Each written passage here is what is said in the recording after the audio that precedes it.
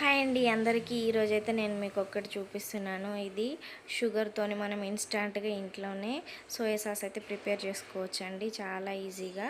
అది ఎప్పుడంటే అప్పుడే చేసుకోవచ్చు. నేను ఇది స్టోర్ కూడా చేయనండి. నేను సోయా సాస్ అనేది చాలా రేర్గా వాడతాను, ఎప్పుడో ఒకసారి. అలాంటప్పుడు నేను అది కొని ఒకసారి యూజ్ చేసి సైడ్కి పెట్టడం నాకు అస్సలు నచ్చదండి ఎప్పుడైనా. సో ఒకసారి నేను యూట్యూబ్లోనే చూశాను ఈ రెసిపీ.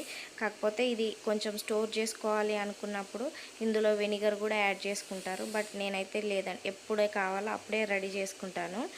సో మనం ఇది ఎప్పుడైతే కొంచెం డార్క్ కలర్లోకి చేంజ్ అవుతుందో అప్పుడే వాటర్ యాడ్ చేయాలి. వాటర్ కూడా చాలా కొంచెం యాడ్ చేయాలి, అవసరమైతే ఇంకొన్ని యాడ్ చేసుకోవాలి. లేదంటే మరీ పల్చగా వచ్చిందనుకోండి, మళ్ళీ కలర్ అనేది మనం చేసిన రెసిపీస్కి అంత బాగా పట్టుకోదు.